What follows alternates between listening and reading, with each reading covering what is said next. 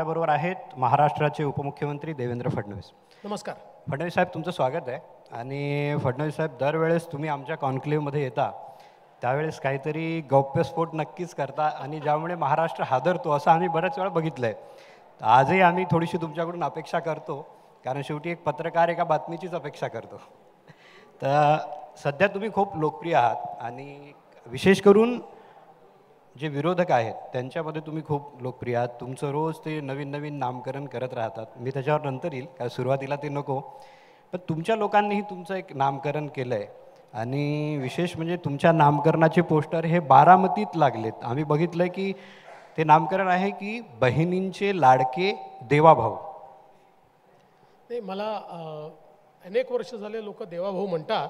हा, हे बघा, हे पोस्टर येते. जेव्हापासनं लाडकी बहीण योजना सुरू झाली तेव्हापासनं जास्त प्रकर्षाने देवाभाऊ हे नाव पुढे आलं आणि मला आवडतं ते नाव. त्याच्यामुळे म्हणजे मला कोणी देवेंद्र भाऊ म्हणतं, कोणी देवेंद्र भाऊ म्हणतं, कोणी देवाभाऊ म्हणतं, पण देवाभाऊ नाव हे जास्त जवळचं वाटतं. नाही, पण असं वाटतं की आता हे पोस्टर जर आम्ही बघितले तर हे तर बारामतीलाही लागायला लागले. म्हणजे लोकांना असं वाटतं की ही श्रेयवादाची लढाई तर नाही ना. श्रेयवादाची लढाई नाही, कारण बघा, लाडकी बहीण योजना ही तिन्ही पक्षाच्या सरकारने आणली. माननीय मुख्यमंत्र्यांनी त्याच्यात पुढाकार घेतला.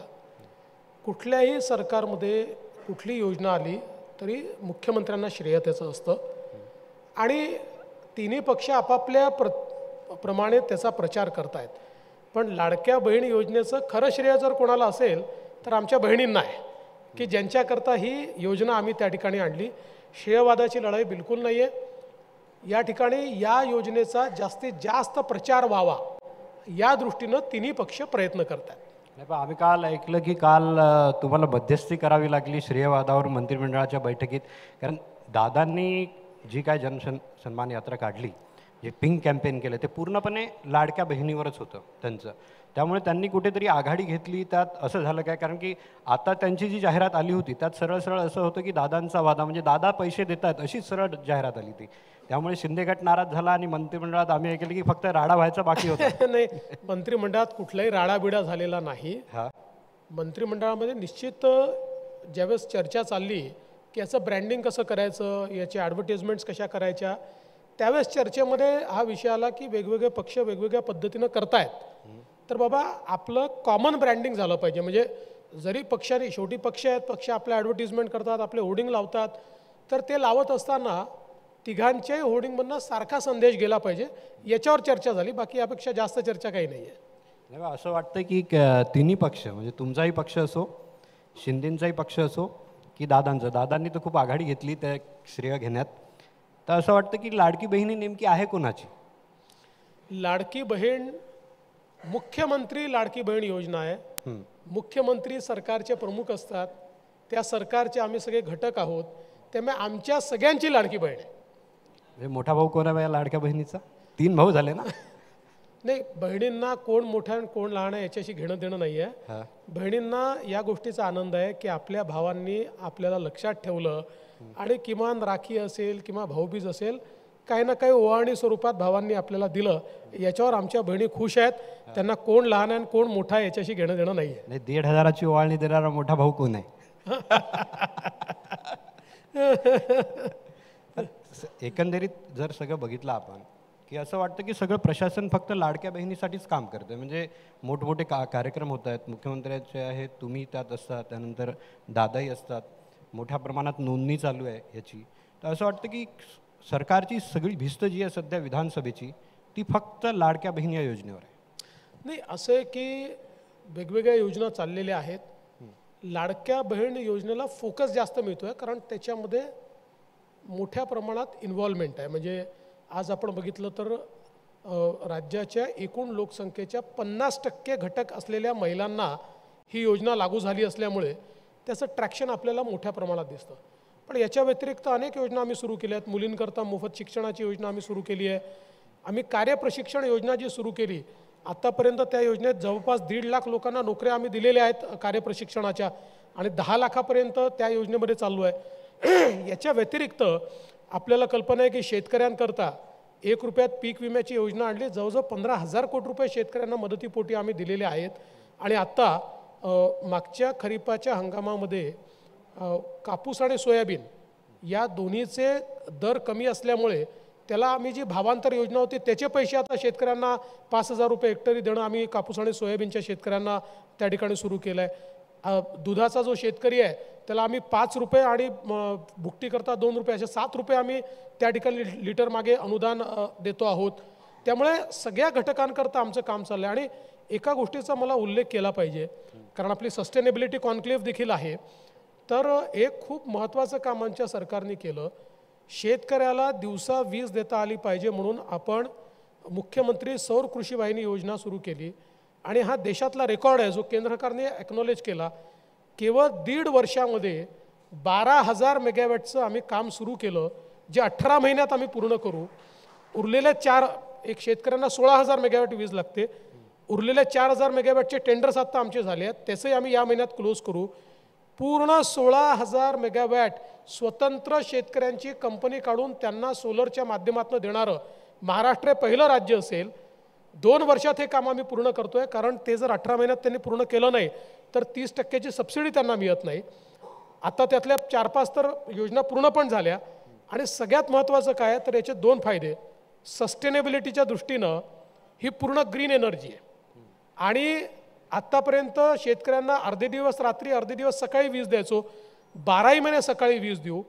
आपली जी वीज आपण शेतकऱ्याला देतो 8 रुपयांनी आपल्याला ते वीज पडते, शेतकऱ्याकडनं आपण 1 रुपया 25 पैसे घेतो.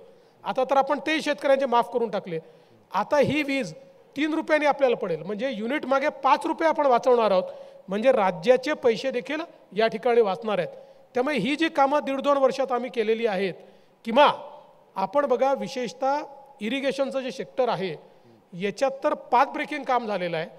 म्हणजे वैनगंगा नळगंगा योजना जिला आम्ही मान्यता दिली आणि आता त्याचं सगळं टेंडर आमचं फर्स्ट फेजचं निघालं आहे. याच्यामध्ये आपण जवळपास 67 TMC पाणी हे विदर्भामध्ये आणतो आहे. 10 लाख एकर जमीन विदर्भातली ही वाहून जाणारं पाणी आणल्यामुळे नदीजोड योजनेतनं ओलिताखाली येणार आहे. आणि हे सगळे जिल्हे कुठले आहेत? 100% ज्या ठिकाणी दुष्काळ आहे. यासोबत कालच मराठवाड्यामध्ये जे काही पश्चिमी वाहिन्यांचं पाणी समुद्रात वाहून जातं ते पाणी मराठवाड्यामध्ये 55 TMC गोदावरीच्या तुटीच्या खोऱ्यात आणून गोदावरीच्या खोऱ्यामधनं पाणी हे सगळीकडे नेण्याच्या संदर्भातल्या योजनेला आम्ही मान्यता दिली. त्यासोबत गिरणा खोऱ्यामध्ये नारपारचं 10 TMC पाणी त्याला आम्ही काम सुरू करतो आहे त्याचं. म्हणजे मी तर असं म्हणतो की जे मी गेले 10 वर्ष बोलत होतो या पिढीने दुष्काळ पाहिला, पुढच्या पिढीला पाहू देणार नाही, आज ती परिस्थिती आम्ही आणली. आणि एवढंच नाही तर दुसरीकडे सांगली आणि कोल्हापूर या ठिकाणी जो सातत्याने पूर येतो, पुराचं पाणी डायव्हर्जन कॅनलनी त्या ठिकाणी दुष्काळी भागात नेण्याच्या योजनेलाही मान्यता मिळाली आणि वर्ल्ड बँकेने 4,000 कोटी रुपये देखील त्याला दिले. त्यामुळे लाडकी बहीण योजना ही तर आमची आहेच, ही सोशल सेक्टरची योजना आहे, पण शाश्वत विकासाच्या योजना देखील इतक्या मोठ्या प्रमाणात आम्ही गेल्या तुम्ही लाडकी त्याला लाडका शेतकरी नाव द्यायला पाहिजे होतं ना. लोक बोलतात ना बहीणच लाडकी, काय शेतकरी नाही का? शेतकरी पण लाडका आहे आणि शेतकरी माणूस थोडी असतो, बायका पण असतात. त्या लाडक्या बहिणी आहेत ना आमच्या. नाही, विरोधक बोलतात की मतांची कडकी म्हणून बहीण लाडकी. काय विरोधकांनी म्हटलं की मतांची कडकी म्हणून बहीण लाडकी. असं आहे, विरोधकांच्या पायाखालची जमीन आता सरकलेली आहे. लाडक्या बहिणीला मिळत असलेला प्रतिसाद पाहून त्यांना त्याची उत्तरं सुचत नाही. पहिल्यांदा त्यांनी आमचा उपहास केला, 10% लोकांना देता येणार नाही, 1.5 कोटी महिलांना आत्ता गेल्यात, अजून 1 कोटी महिलांना आम्ही देतोय. मग त्यांनी सांगितलं की योजनेकरता पैसे नाहीत. आम्ही बजेटमध्ये दाखवलं की योजनेकरता पैसे कसे ठेवलेले आहेत पूर्णपणे, आणि बाकी सगळं म्हणजे कुठेही बाबा डेफिसिट मोठं करून वगैरे नाही, आम्ही कसे पैसे ठेवले आहेत हे दाखवलं. आता शेवटी हे लोक कोर्टामध्ये गेले आहेत. आपण बघा, पहिल्यांदा मुंबईच्या कोर्टात गेले, त्या ठिकाणी हरले, आता नागपूरला पुन्हा हायकोर्टमध्ये गेले. तर हायकोर्टमध्ये गेलेले कोण आहेत? श्री अनिल वडपल्लीवार, जे आमच्या नागपूरचेच आहेत. हे कोण आहेत? तर आपण जर नाना पटोले निवडणूक लढले नागपूरमधनं, त्यांचे निवडणूक प्रमुख किंवा इलेक्शन एजंट अनिल वडपल्लीवार, सुनील केदारांचे निवडणूक प्रमुख इलेक्शन एजंट अनिल वडपल्लीवार. याच्या आधी काँग्रेस जितके वेळा नागपुरातनं इलेक्शन लढली त्यातल्या मॅक्सिमम वेळी काँग्रेसचे इलेक्शन एजंट असतात अनिल वडपल्लीवार. आणि हे कोर्टामध्ये गेले आहेत. आणि केवळ हीच योजना नाही त्यांचं तर म्हणणं आहे की मुलींच्या शिक्षणाची योजनाही बंद करा, पिंक रिक्षाची योजना बंद करा, शेतकऱ्यांच्या अनुदानाची योजना बंद करा. म्हणजे आता निवडणुकीमध्ये पायाखालची वाळू सरकल्यानंतर कोर्टाचा आधार घेऊन या ठिकाणी ज्या महिलांकरता, लाडक्या बहिणींकरता योजना चाललेल्या आहेत त्या बंद करण्याचा यांचा प्रयत्न आहे. पण आम्ही देखील सांगितलं आहे की आम्ही चांगल्यात चांगले वकील उभे करू आणि शेवटी हा सरकारचा पॉलिसी डिसिजन आहे. नॉर्मली पॉलिसी डिसिजनमध्ये कोर्ट इंटरफिअर करत नाही, आम्ही कोर्टाला ते दाखवून देऊ. पण माझा सांगण्याचा उद्देश आहे यांचे खायचे दात काय आणि दाखवायचे दात काय हे यातनं दिसत आहे. नाही, पटोले साहेब बोलले ना की काँग्रेसचा काही संबंध नाही वडपल्लीवारांशी. हा, म्हणून मी तर हां, नाना पटोलेंचेच इलेक्शन एजंट आहेत ते, आणि विकास ठाकरेंचेही आहेत, आणि सुनील केदारांचेही आहेत, त्याच्या आधी मुत्तेमवारांचेही आहेत. त्याच्या ते एक तुमचं म्हणणं आहे की पटोले खोटं बोलतात. स्पष्टच म्हणे. हा. आता पटोलेंनी म्हटल्यानंतर तर ते जे सन्मान्य अनिल वडपल्लीवार आहे यांनी तुमच्या का कुठल्या तरी चॅनलच्या इंटरव्ह्यूतच सांगितलं मी काँग्रेसचा कार्यकर्ता आहे. काँग्रेसच्या विचारसरणीचा आहे बोलले. काँग्रेसचा कार्यकर्ताच आहे. विचारसरणीचा म्हणजे इलेक्शन एजंट कोणाला बनवता तुम्ही?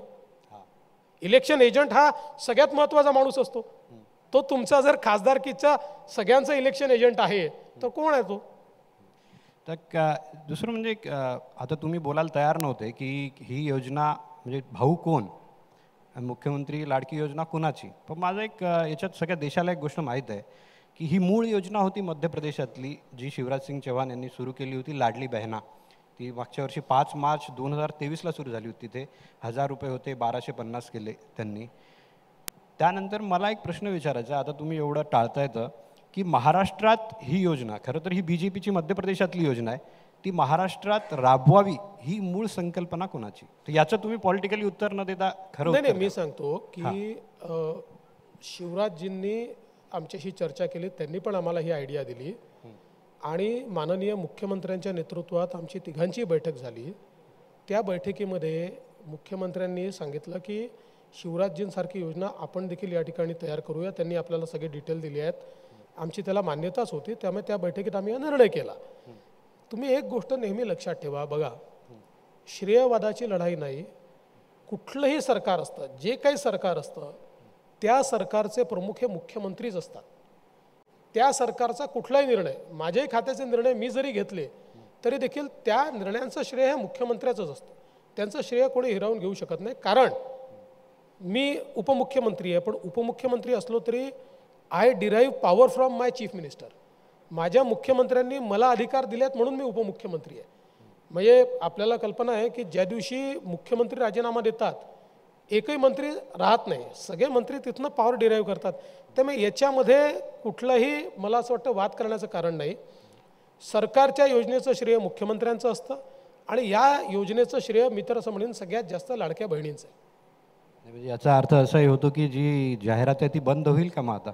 नाही नाही, बंद करण्याचं कारण नाही तुम्ही आहे. मध्यस्थी केली आहे त्यात, आम्ही असं ऐकलं. माझं मत आहे बंद करण्याचं कारण नाही आहे. शेवटी तिन्ही वेगवेगळे पक्ष आहेत. हा, ब्रँडिंग सारखं झालं पाहिजे हे जे काही, कारण काय असतं बघा, आता तुम्ही तर माध्यमाचे लोक आहात, आणि माध्यमांचं किंवा आपण जेव्हा ब्रँडिंग करतो त्यावेळेस सारख्या गोष्टी जर डोळ्याला दिसल्या तर त्या रजिस्टर होतात. तेच जर मिक्स सिग्नल गेले, वेगवेगळ्या गोष्टी गेल्या तर त्या कमी रजिस्टर होतात. एवढंच एक तुमचं तत्व हे आम्ही स्वीकारायचा प्रयत्न करतो. तुम्ही मोठे भाऊ म्हणून तुम्ही दादांना वाचवता इथे. नाही, पण एकंदरीत जर आता बघितलं महायुतीत, तर आता जेवढ्यात आता आम्ही काल ऐकलं की शिंदे गटाने आक्षेप घेतला. त्यानंतर एक शिंदे गटाचे एक नेते होते तानाजी सावंत, ते बोलले की यांच्याबरोबर बसलं राष्ट्रवादीबरोबर आम्हाला उलट्या होतात.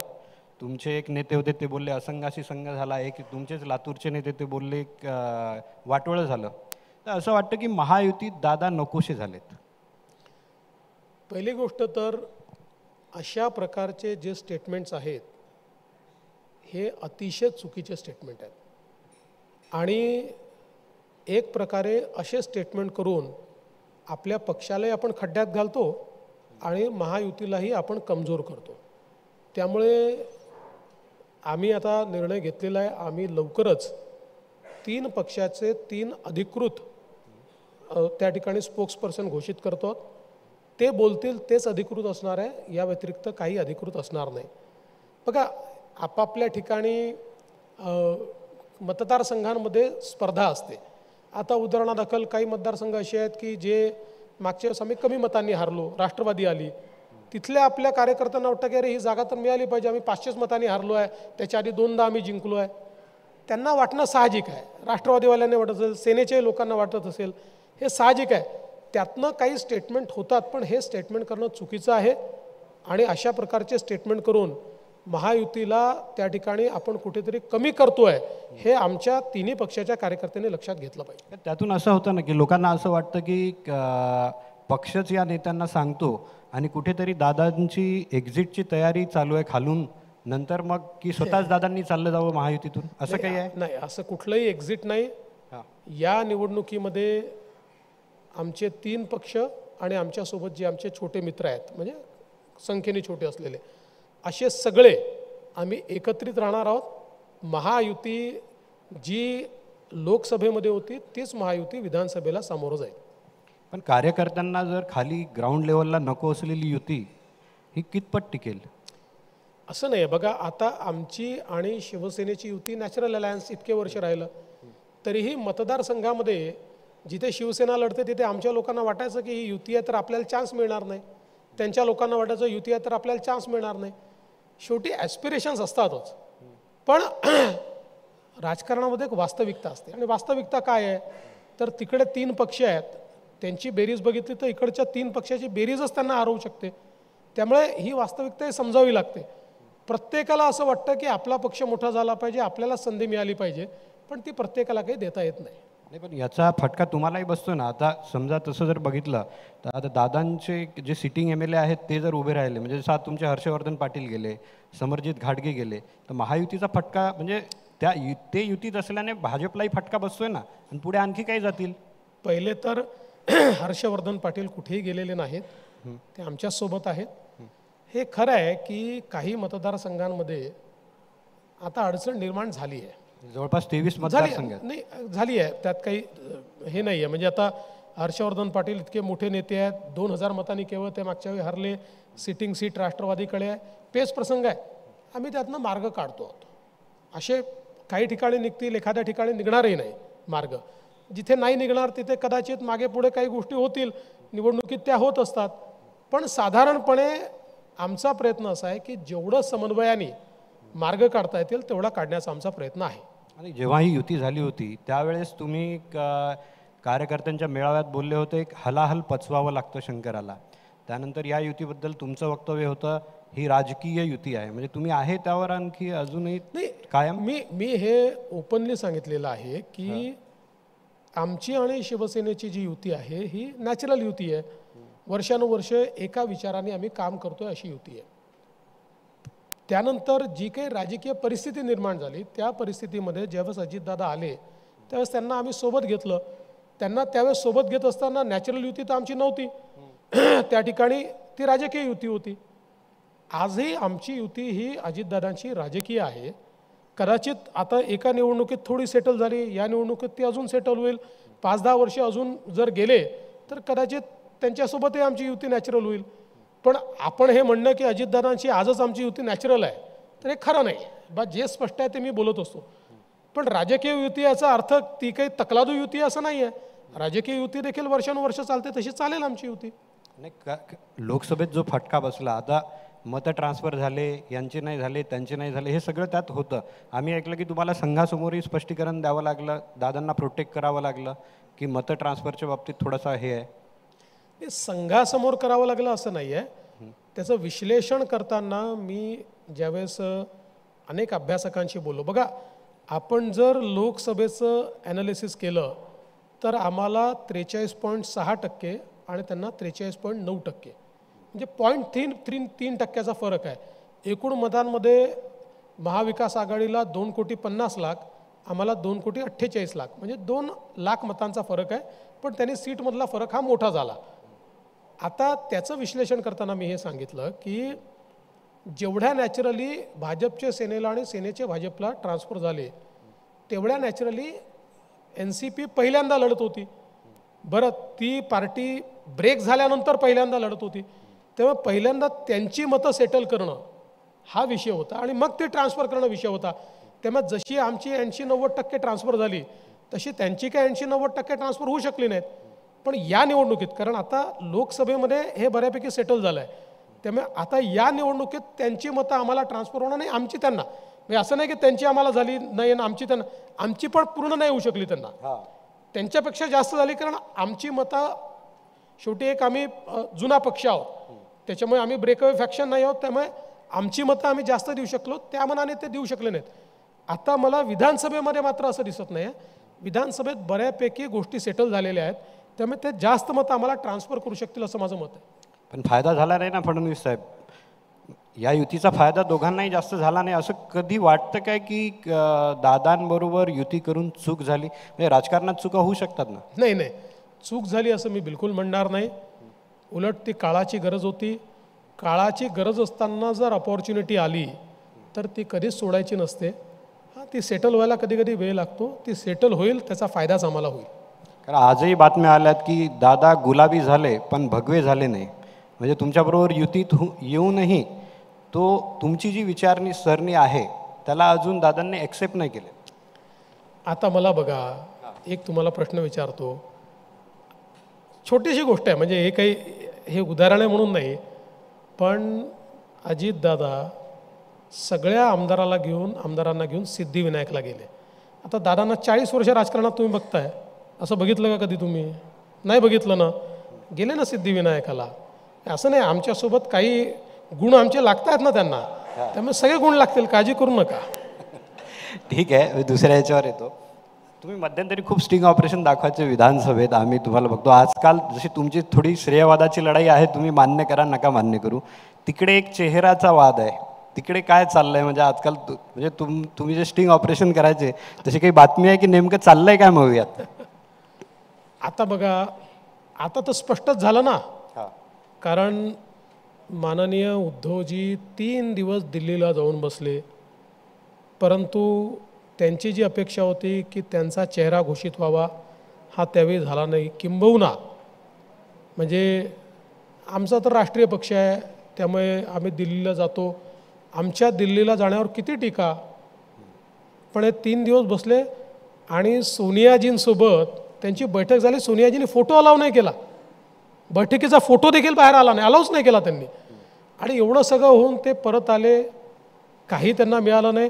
आणि आता पवारसाहेबांनी तर क्लिअर कट घोषित केलं की मुख्यमंत्री पदाचा चेहरा असणार नाही, आणि नाना पटोलेंनी लगेच ओढली की मुख्यमंत्री पदाचा चेहरा असणार नाही. त्यामुळे आता हे तर पक्कं झालं आहे की उद्धवजींच्या मनात जे होतं की त्यांना मुख्यमंत्री पदावर ठेवून आणि किंवा त्यांचा चेहरा समोर ठेवून, मला असं वाटतं की पवारसाहेबांच्या डोक्यात कोणाला मुख्यमंत्री करायचं हे जवळजवळ शिस्त आहे. ते आता मला विचारू नका कोणाला करायचं आहे त्यांना, पण मी तुम्हाला एवढं निश्चित सांगतो की त्यांच्या डोक्यात जे 3-4 चेहरे असतील त्याच्यामध्ये उद्धवजींचा चेहरा नाही. त्यांच्याच पक्षातला महिलांचा चेहरा असेल ते मला माहिती नाही, ते ठरवतील. पण मी तुम्हाला कोण नाही हे सांगू शकतो. त्यांच्या डोक्यात कोण आहे हे पवारांच्या डोक्यात हे सांगणं फार कठीण आहे. अच्छा, त्यांना सर्वे ते आता एवढे सर्वे येतात तर त्यात ठाकरे गटालाही कमी जागा दिसतात. नाही, हे तर ते काय तुम्हाला एक सांगतो, माझं मत आहे की तो जो सर्वे काँग्रेसचा लीक झाला, असे लीक वगैरे होतात का हो सर्वे? हे लीक केला त्यांनी, एक टेबलावर बसून केलेला सर्वे आहे. हे उद्धवजींचं आमचं पटत नसेल, त्यांना किती जागा मिळतील मला माहीत नाही, पण मी तुम्हाला गॅरंटीने सांगतो, हा केलेला सर्वे उद्धवजींना त्यांची जागा दाखवून देण्याकरता तयार केला आणि लीक केलेला सर्वे आहे. दुसरा या सर्वेत काही अर्थ नाही आहे. त्यांना उद्धवजींना दाखवून द्यायचं होतं, उद्धवजी कुठे तुम्ही मुख्यमंत्री पदाचा चेहरा घोषित करता, तुम्ही 3ऱ्या नंबरवर, 4थ्या नंबरवर, 5व्या नंबरवर चालले आहात. उद्धवजींना त्यांची जागा दाखवली त्यांनी त्या सर्वे. तुमच्या एवढा बोलण्याचा अर्थ हा होतो की मविया कधीच उद्धव ठाकरेंना मुख्यमंत्री बनवणार नाही, असं माझं मत आहे.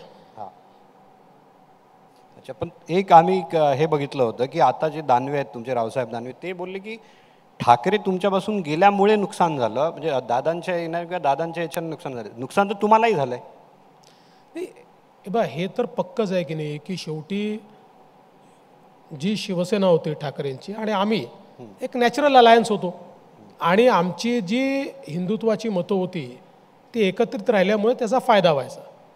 आता उद्धवजी तिकडे गेल्यामुळे काही ना काही मतं आमची देखील ते घेऊन गेले, म्हणजे या युतीला जी येत होती, तर त्याचं नुकसान तर आम्हाला आहेच.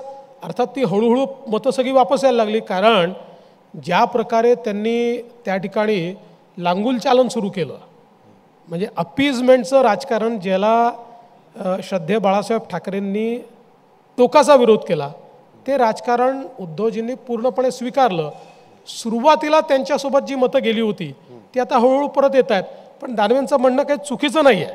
शेवटी आमचं एक नॅचरल अलायन्समधला एक पार्टनर गेला तर काही ना काही नुकसान आहेच. म्हणजे त्यांनाही नुकसान झालं, तुम्हालाही नुकसान झालं, हे तुम्ही मान्य करता? 100%. अच्छा, त्यांच्याकडे जसा चेहऱ्याचा वाद आहे, तुमच्याकडे तर काही चेहऱ्याचा वाद नाही ना? नाही, आमच्याकडे चेहऱ्याचा वाद वगैरे काही नाही आहे. शिंदे तुमचा चेहरा. जे राज्याचे प्रमुख असतात, जे मुख्यमंत्री असतात, ते मुख्यमंत्री असताना दुसऱ्या चेहऱ्याचा विषयच नसतो. ते मुख्यमंत्री असताना त्यांच्या नेतृत्वात निवडणूक लढली जाते. आता निवडणुकीनंतर कोण त्या ठिकाणी मुख्यमंत्री होईल वगैरे हे सांगण्याचा अधिकार माझा नाही आहे. हा अधिकार आमच्या जे आमचं पार्लमेंटरी बोर्ड आहे त्या पार्लमेंटरी बोर्डाचा आहे. त्यामुळे त्याचा निर्णय आमचे दोन्ही जे नेते आहेत ते नेते आणि पार्लमेंटरी बोर्ड घेऊन ठरवेल. ते जे ठरवतील ते आम्हाला सगळ्यांना मान्य असेल. पण आज तरी प्रचारात जात असताना सरकार जातं ना समोर निवडणुकीला, सरकारचा नेता कोण असतो? मुख्यमंत्रीच असतो. म्हणजे हे तर स्पष्ट आहे तुमच्या याच्यातून की शिंदे, म्हणजे तुम्ही काही शब्द नाही दिलेला की शिंदे विधानसभेनंतर मुख्यमंत्री होतील.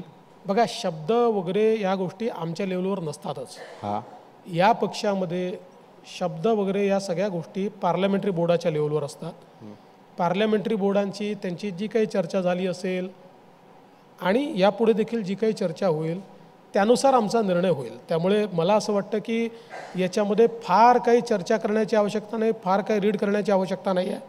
आमचं पार्लमेंटरी बोर्ड, शिंदेसाहेब, कारण ते त्यांच्या पक्षाचे राष्ट्रीय अध्यक्ष आहेत, अजितदादा हे त्यांच्या पक्षाचे राष्ट्रीय अध्यक्ष आहेत, असं मिळून निर्णय करतील आणि जो निर्णय होईल आम्हाला सगळ्यांना मान्य असेल. तुमच्या याच्यावरून असं वाटतंय की शिंदे मुख्यमंत्रीपदाचा चेहरा नाही आहेत, फक्त निवडणुकीचा चेहरा आहे. तुम्ही काही इन्फरन्स लावून माझ्या तोंडी टाकायचा प्रयत्न केला तरी मी थोडी बोलणार आहे. एवढा तर आता राजकारणात हुशार आहे ना मी. हेडलाईन काय द्यायची आणि काय द्यायची नाही एवढं तर मला समजतं. नाही, तुम्ही टाळलं तरी दादा आता काल एका वर्तमानपत्राला मुलाखतीत बोलले की आमचा मुख्यमंत्री ठरलेला नाही आहे, आमचा मुख्यमंत्री पदाचा चेहरा ठरलेला नाही आहे, तो निवडणुकीनंतरच होईल. ते तुमचे एक महायुतीचे पार्टनर बोलले ते ठीक आहे. हां, पण ते जेव्हा ठरवायचं असेल, आज ठरवायचं, उद्या ठरवायचं, कधी ठरवायचं, याचा निर्णय हे दोन्ही नेते आणि आमचं पार्लमेंटरी बोर्ड घेईल. म्हणजे आता त्याचा अर्थ आम्हीच काढू की अजून काही ठरलं तुम्हाला जो नाही? काढायचा तुम्ही काढा, माझ्या तोंडी टाकू नका एवढंच माझी विनंती आहे. ठीक आहे. एक मी सुरुवातीलाच बोललो होतो की तुमचं नामकरण तुमच्या पक्षाने केलं आहे, तसं विरोधकही आजकाल तुमचं नामकरण करतात. आजकाल तर लिस्ट खूप मोठी होत चालली. म्हणजे त्यांनी औरंगजेब फॅन क्लबचे चेअरमॅन, महाराष्ट्राचे खलनायक, महाराष्ट्रद्रोही, पेशवाईचे उत्तराधिकारी, रोज तुमचं एक नामकरण आहे. हिंदीमध्ये म्हणतात ना, मैं अपने आप को गौरवान्वित महसूस करता हूँ.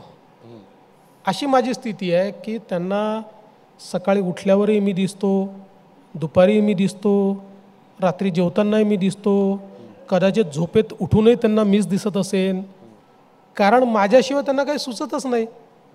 आता दिवस रात्र ते माझ्यावरच बोलतात आणि त्यांनी ठरवलेलंच आहे की देवेंद्र फडणवीसलाच टार्गेट करायचं. पण मी तुम्हाला एक सांगतो, त्यांनी कितीही टार्गेट केलं, कितीही, महाराष्ट्रातल्या जनतेला देवेंद्र फडणवीस काय आहे माहिती आहे. त्यांना असं वाटतं की माझी इमेज डॅमेज करून ते जनतेमध्ये त्या ठिकाणी काही मतं काढू शकतील. हे शक्य होणार नाही.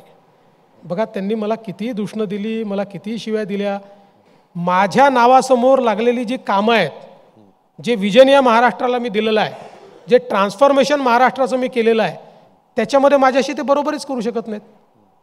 त्यांना जर विचारलं की वर्षानुवर्ष तुम्ही राज्य चालवलं, दाखवा तुम्ही काय केलं, ते उत्तर देऊ शकत नाहीत. त्यामुळे शेवटी त्यांना अशा प्रकारे डायव्हर्जनरी टॅक्टिक्स की देवेंद्रवर रोज आरोप करा, उठल्यापासून रात्रीपर्यंत आरोप करा, जेणेकरून विकासाच्या मुद्द्यावर तर यांच्याशी कॉम्पिटिशनच करता येत नाही, यांच्याशी दुसऱ्या कुठल्याच मुद्द्यावर कॉम्पिटिशन करता येत नाही. त्यामुळे मला असं वाटतं की यातनं मी एवढंच समजून घेतो की ते मला किती मोठा नेता मानतात हे यातनं स्पष्ट होतं. नाही, मी आजच ऐकलं की ते एक बातमी आली राष्ट्रवादीतून की सुप्रिया सुळेंनीही काहीतरी आदेश दिले प्रवक्त्यांना की फडणवीसांना टार्गेट करा, म्हणजे शिंदे तुमचे बैर नाही और फडणवीस तेरी खैर नाही. म्हणजे मी पण माध्यमात पाहिलं आणि आमच्या काही मित्रांनी जे काही पत्रकारात त्यांनी सांगितलं की काल काहीतरी प्रवक्त्यांची बैठक झाली आणि त्या बैठकीमध्ये सुप्रिया त्यांनी सांगितलं की फक्त देवेंद्र फडणवीसवर अटॅक करा. मी पुन्हा सांगतो, आनंदाची गोष्ट आहे. याचा अर्थ काय आहे की यातनं तुमचं राजकारणातलं स्थान लक्षात येतं, ते किती बळकट आहे की सगळ्यांना मिळून एकाच व्यक्तीवर अटॅक करावा असं वाटतं. म्हणजे उद्धव सेना पण तेच करते, शरद पवार राष्ट्रवादी पण तेच करते, काँग्रेस पार्टी तेच करते. याच्यावर एकच जरांगेंना विसरला तुम्ही, हा जरांगेंना विसरले म्हटलं. कोणाला? जरांगे. ते तर आहेतच, ते तर आहेतच. पण याचा मी एकच गोष्ट सांगतो, या सगळ्यांना असं वाटतंय की हे माझ्या विरुद्ध चक्रव्यूह तयार करतायत. मी त्यांना एकच गोष्ट सांगणार आहे की तुम्ही चक्रव्यूह करून मला अभिमन्यू करण्याचा प्रयत्न करत असलात तरी मी आधुनिक अभिमन्यू आहे. चक्रव्यूहात शिरायचं कसं हेही मला माहिती आहे आणि चक्रव्यूहातनं बाहेर यायचं कसं हेही मला माहिती आहे. म्हणजे तुम्ही अभिमन्यू होणार नाही, काही झालं तरी होणार नाही. फडणवीस साहेब, स्पेशली तुम्हाला आता जे टार्गेट केलं जातं आहे ते 2 घटनांमुळे. एक तर बदलापूरची घटना आहे आणि दुसरी ती पुतळ्याची घटना आहे. पण जेव्हा पुतळा पडला तेव्हा तुमचं वक्तव्य जे आलं होतं ते आलं होतं की नौदलाचा पुतळा होता. पण हे असं नाही का की तुम्ही जबाबदारी टाळण्याचा प्रयत्न आहे की तो आमचा पुतळा नव्हता, तो नौदलाचा पुतळा होता? पहिल्यांदा तर माझं पूर्ण स्टेटमेंट आपण ऐकलं तर आपल्या लक्षात येईल की मी कुठे जबाबदारी टाळली नाही. मुळामध्ये प्रश्न काय होता? तो प्रश्न असा होता की PWDनी भ्रष्टाचार केल्यामुळे पुतळा पडला. त्याच्यावर मी उत्तर दिलं की हा PWDनी तयार केलेला पुतळा नाही, हा नौदलाने तयार केलेला पुतळा आहे. तथापि मी पुढे सांगितलं की नौदलाचं इंटेन्शनही चुकीचं असू शकत नाही आणि हे एकमेकावर टाळण्याचा प्रश्न नाही आहे. पुतळा पडला ही अतिशय गंभीर गोष्ट आहे. त्याच्यामुळे ही दुःखदायी अशा प्रकारची घटना असल्यामुळे याच्या मुळाशी जावं लागेल. त्याच्यात कुठल्या चुका झाल्या त्या चुकाही सुधाराव्या लागतील आणि दुसरीकडे महाराजांचा तसाच भव्य पुतळा देखील त्या ठिकाणी तयार करावा लागेल. त्यामुळे कुठेही मी हात झटकण्याचं काम नाही केलं. किंबहुना आम्ही सगळ्यांनी तर पंतप्रधानांनी माफी मागितली, मुख्यमंत्र्यांनी मागितली, अजितदादांनी मागितली, मी पण स्वतः त्या संदर्भात माफी मागितली, महाराष्ट्राच्या जनतेची माफी मागितली, शिवप्रेमींची माफी मी पण मागितली, आम्ही सगळ्यांनी त्या ठिकाणी माफी मागितली. त्यामुळे इथे कुठेही जबाबदारी आम्ही झटकली नाही. हे खरंच आहे की ही घटना लाजिरवाणीच आहे.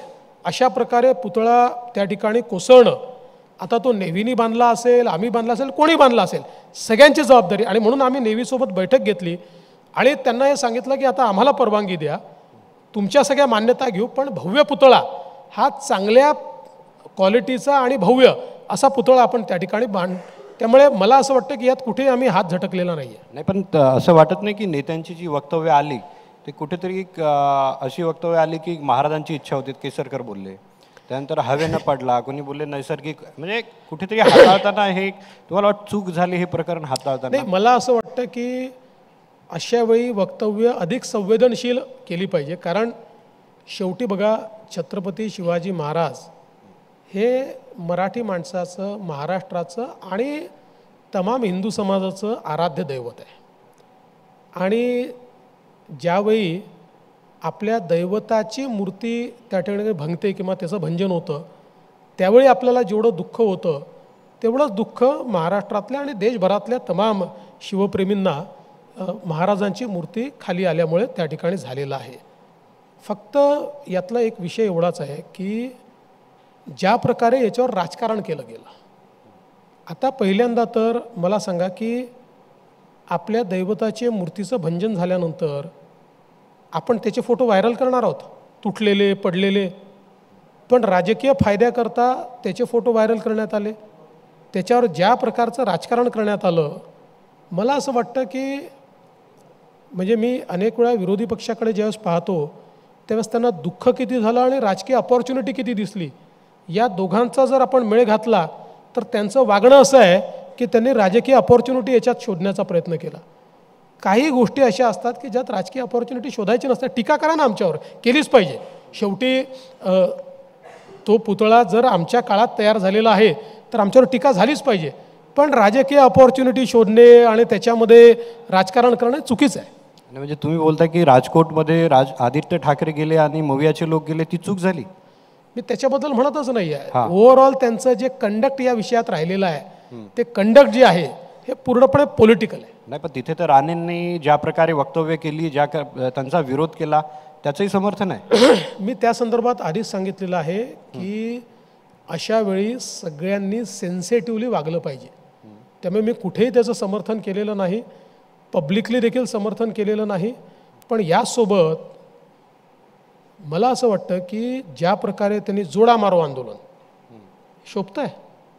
कोण मारतायत जोडे?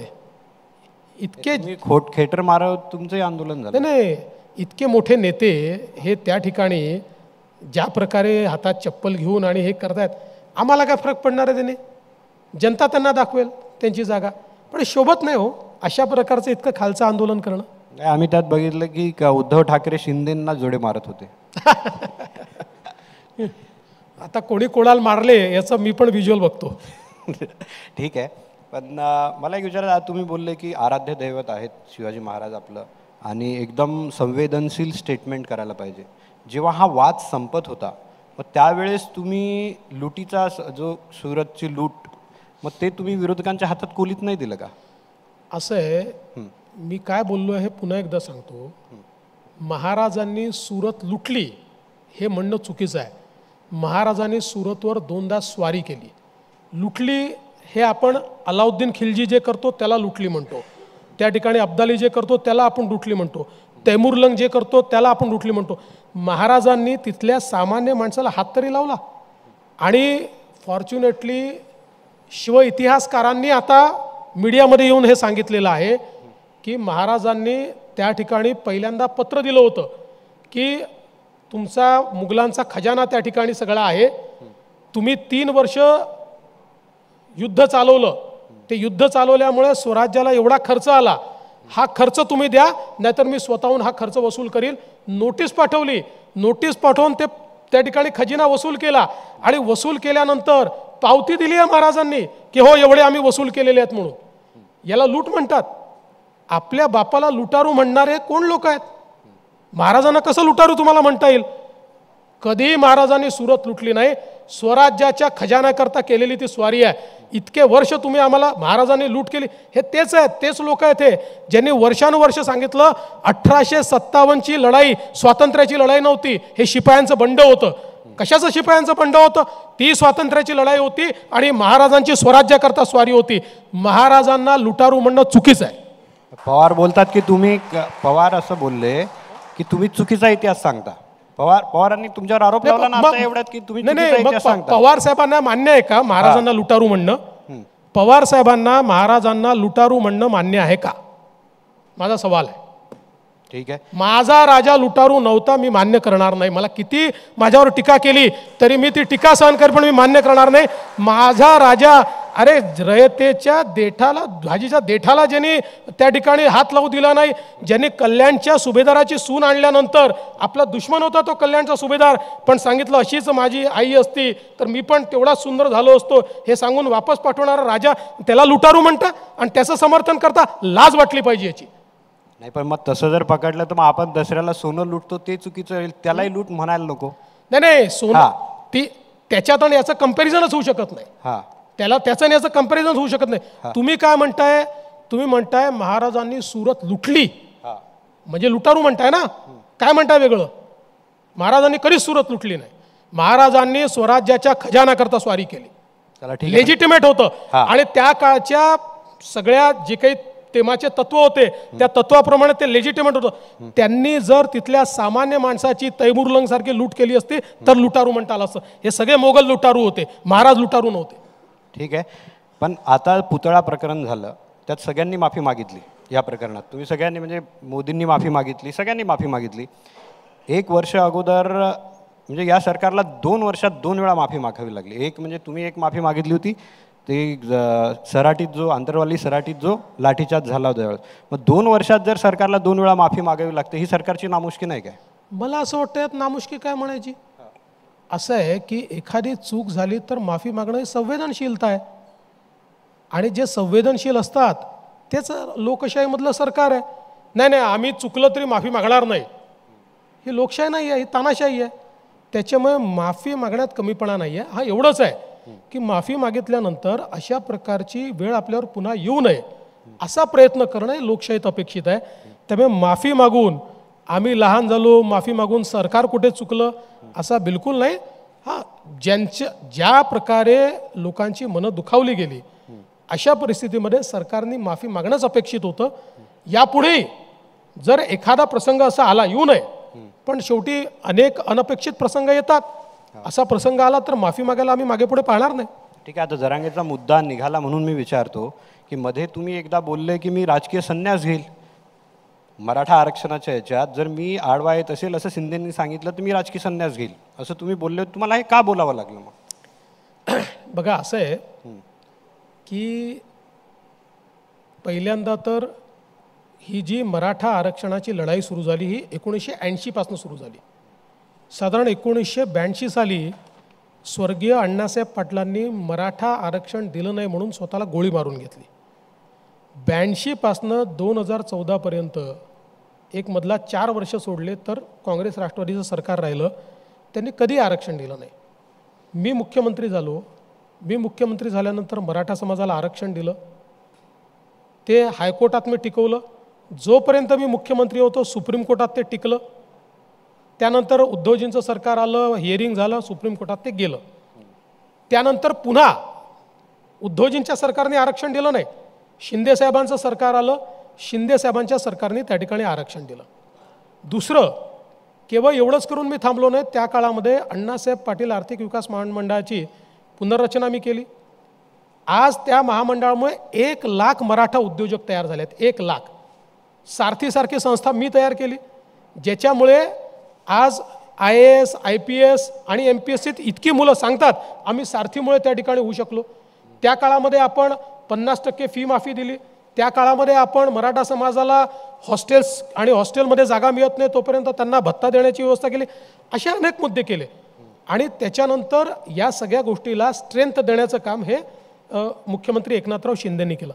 आता हा जो तुम्ही प्रश्न विचारला, मी ते एवढ्याकरता म्हटलं की एखाद्या सरकारमध्ये सरकारचे प्रमुख कोण असतात? मुख्यमंत्री असतात. मुख्यमंत्री त्या सरकारमध्ये आहेत, मी त्या सरकारमध्ये आहे, अजितदादा त्या सरकारमध्ये आहे. पण जरांगे पाटील केवळ माझं नाव घेतात. ते काय म्हणतात, केवळ माझ्यामुळे अडलं आहे. म्हणून मी या ठिकाणी असं सांगितलं की माननीय, शेवटी मुख्यमंत्र्यांना कोणाला विचारायचीच गरज नाही आहे, ते ज्याच्यावर सही करतील ते फायनल असतं.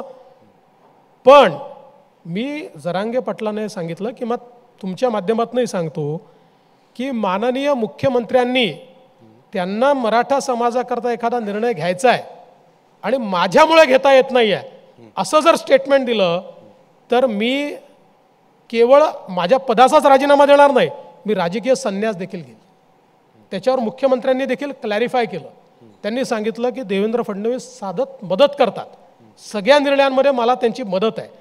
त्याच्यामुळे मी केवळ एवढंच सांगतो की ज्या प्रकारे केवळ आणि केवळ मला टार्गेट करण्याचा प्रयत्न त्या ठिकाणी केला जातो आहे, स्पष्ट दिसतं त्याच्या पाठीमागची भावना काय आहे, कशाकरता केलं जात आहे. जेव्हा तुम्हाला माहिती आहे 3 लोकांचं सरकार आहे आणि फक्त एकाला तुम्ही टार्गेट करताय, बरं असं आहे महाविकास आघाडी एकालाच टार्गेट करते, जरांगे एकालाच टार्गेट करतात, काय म्हणजे काय त्याचं काय आहे, व्हॉट इज द सिनर्जी काय आहे? तुम्हाला असं म्हणा की महाराष्ट्रात एक परसेप्शन असं तयार केलं जातं की मराठा आरक्षणाच्या आड कोणी असेल तर ते देवेंद्र फडणवीस आहेत आणि त्यामुळे नाही म्हणूनच परसेप्शन हे मी तर आता त्याच्या पलीकडे जाऊन मी मनोज जरांगे पाटलांना आव्हान केलं आहे. काय आव्हान केलं? त्यांची मागणी काय आहे की मराठा समाजाला ओबीसीत आरक्षण द्या, हीच मागणी आहे ना. आता एका मिनिटाकरता समजून चला की देवेंद्र फडणवीस सगळ्यात नालायक माणूस आहे. चला, जे लायक आहे, ज्यांना तुमची मदत लोकसभेच्या निवडणुकीत झाली आणि त्यामुळे लोकसभेत त्यांचे कॅन्डिडेट निवडून आले, त्यांनी तर तुम्हाला, ते लायक लोक आहेत ना, त्यांनी तर मदत केली पाहिजे. मग आज माझा सवाल आहे, शरद पवार साहेब हे म्हणायला तयार आहेत का की मराठा समाजाला ओबीसीतनं आरक्षण द्या, किंवा लेखी द्यायला तयार आहेत? उद्धव ठाकरे तयार आहेत, नाना पटोले तयार आहेत. समजा मी नालायक आहे आणि ते चांगले आहेत तर त्यांच्याकडनं घ्या ना आश्वासन, त्यांच्याकडनं आश्वासन घ्या की आम्हाला तुम्ही सत्ता दिली तर आम्ही मराठा समाजाला ओबीसीतनं आरक्षण द्यायला तयार आहोत, असं त्यांच्याकडनं घ्या आणि त्यांना डायरेक्ट मदत करा. पण ते देखील बोलायला तयार नाही आहेत. पवार साहेबांना तर प्रश्न विचारला तर पवार साहेबांचं उत्तर तुम्ही बघितलं असेल, ते तर याच्यावर बोललेच नाही. ते म्हणाले आता जरांगे मुसलमानांना द्याही म्हणतायत, धनगरांना द्याही म्हणतायत, त्यामुळे त्यांचं आता काही तसं बोलणं राहिलेलं नाही आहे, असं उत्तर दिलं. आणि त्याच्यावर ज्यावेळी जयंत पाटलांना विचारलं ते म्हणाले आमची भूमिका तर पवारांनी स्पष्टच केली आहे. त्यामुळे नाना पटोलेंना विचारा, त्यांनी सांगितलं. उद्धवजी तर याच्यावर बोलतच नाहीत. पण फडणवीस साहेब जरांगे बोलतात की तुम्ही सत्तेत आहे त्यामुळे तुमचं नाव घेतो आम्ही. नाही, माझं म्हणणं काय आहे, हा चला सत्तेत आम्ही आहोत, तुम्ही आमचं नाव घेता. मी म्हणूनच सांगितलं ना, माझ्यामुळे जर काही अडलं असेल तर मुख्यमंत्र्यांनी सांगावं. पण ज्यांना तुमची मदत होते आहे आणि तुम्ही म्हणता ना की यांची आम्ही 110 लोक पाडणार, हा आमचे पाडणार म्हणजे त्यांचे निवडून आणणार की नाही? तुमच्या नागपूरमध्येही पाडणार. हा हा म्हणजे मलाही पाडणार. हा, ठीक आहे. तुम्हालाही पाडणार. नागपूरमध्ये येऊन मलाही ते पाडणार, हा. आनंदच आहे. हा. पण याचा अर्थ विरोधकांना निवडून देणार ना. हा मग त्यांना तुम्ही निवडून देता तर आमची माफक अपेक्षा आहे हा की आम्हाला कटघऱ्यात उभं केलं, त्यांच्याकडनं किमान आश्वासन तर घ्या ना. एकदा त्यांना रेकॉर्डवर बोलू द्या की जरांगे पाटील म्हणतात त्याप्रमाणे आम्ही मराठा समाजाला ओबीसी मध्ये आरक्षण द्यायला तयार आहोत, असं एकदा तर बोलू द्या. कारण ऑल पार्टी मिटिंगला दुसऱ्यांदा ते आले नाहीत, कारण पहिल्यांदा ज्यावेळेस आले त्यावेळेस या सगळ्या पक्षांनी सह्या केल्यात. कशावर सह्या केल्यात? ओबीसीला बाजूला ठेवून आरक्षण द्यायचं याच्यावर केल्यात. ओबीसी मध्ये आरक्षण द्यायला सह्या नाही केल्या कोणीच. सगळ्यांनी सह्या काय केल्या? ओबीसीच्या आरक्षणाला हात न लावता मराठा समाजाला आरक्षण द्या. शरद पवारांची सही आहे त्याच्यावर. त्याच्यानंतर आम्ही दुसरी बैठक बोलवली, त्याला पवार साहेब आले नाहीत, हे कोणीच आले नाही. त्याच्यामुळे मला असं वाटतं की या संदर्भात माझं म्हणणं एवढंच आहे की जरांगे पाटलांनी आम्हाला नालायक जरूर ठरवावं, पण ते ज्यांना लायक म्हणतायत त्यांनी तर भूमिका घ्यावी ना त्यांची, ते घेत नाहीत ना. मग तुमचं हे आव्हान आहे जरांगे पाटलांना की त्यांनी घेऊन यावेत. हा मग घ्यावी ना त्यांनी सांगावं त्या तिन्ही पक्षांना की घ्या भूमिका. ठीक आहे. जर आता याचा अर्थ तुम्ही जे बोलताय आणि जर सगळे सोयरे, त्यांची एक मागणी ती सगळे सोयऱ्याची होती ज्यामुळे ते सगळे ओबीसीत येतील. आता जर असं होतं की ते ओबीसीत तुम्ही आरक्षण देऊ शकत नाही, मग ठाण्यात मुख्यमंत्र्यांनी का शब्द दिला की तुम्हाला विचारलं होतं? सगळे सोयरेच्या संदर्भात हा. मुख्यमंत्री अजून वर्किंग करतायत त्याच्यावर. बघा सगळे सोयरे हा जो विषय आहे ना, हा जर आपण न्यायालयाच्या चौकटीत बसून त्या ठिकाणी सोडवायचा विचार केला तर त्याच्यामध्ये आमची कोणाची या गोष्टीला नाही आहे की एखाद्या व्यक्तीच्या घरामध्ये कुणबी नोंद सापडली तर त्याला कुणबीचं सर्टिफिकेट किंवा त्याच्या ब्लड रिलेशनमध्ये असलेल्यांना कुणबीचं सर्टिफिकेट द्यायचं, याला आम्ही कधी नाही म्हटलेलं नाही. सगळ्या सोयऱ्यामध्ये तेच म्हटलेलं आहे, त्याच्यावर वर्किंग चाललेलं आहे. आता भूमिका जी मांडली जाते ती अशी मांडली जाते सरसकट ओबीसी मध्ये द्या, ही भूमिका मांडली जाते. सगळ्या सोयऱ्यावर तर मुख्यमंत्री वर्किंग करतातच आहेत. आतापर्यंत आम्ही तुम्हाला एवढं विचारलं त्यावर तुम्ही खरं म्हणजे एकदम मनमोकळेपणानं आज उत्तर दिलं. म्हणजे असं वाटतं की खूप एक मॅच्युअर नॅशनल लीडर इथे बसलेला आहे. म्हणजे आम्ही तर ऐकलं की तुम्ही दिल्लीतही चालले बीजेपीचे अध्यक्ष बनून. अरे मला हे लोक म्हणतात नागपुरातच निवडून येऊ देणार नाही तर दिल्लीत काय जाऊ मी. म्हणजे तुम्ही असं आहे बघा, मला हा प्रश्न नेहमी विचारला जातो. माझ्या पक्षामध्ये आपला निर्णय आपण करत नाही, आपला निर्णय पार्टी करते. पार्टीने दिल्लीत जायला सांगितलं तर दिल्लीत जायचं, महाराष्ट्रात राहायला सांगितलं तर महाराष्ट्रात राहायचं, घरी जायला सांगितलं तर घरी जायचं. हा आपला स्पष्ट आहे. आत्ता एवढंच आहे की मला जी प्राप्त राजकीय परिस्थिती दिसते आहे आणि जेवढं मी माझ्या पक्षाला ओळखतो त्याच्या आधारावर मी सांगू शकतो की माझा पक्ष मला महाराष्ट्रात ठेवेल. मग बातम्या कशा येतात? बातम्या काय, बातम्या यायला काय लागत आहे, बातम्या काही येऊ शकतात. अधेमध्ये सारख्या बातम्या येतात, तुम्ही दिल्लीला जातात. मी तर कधी कधी गमतीने असं म्हणतो की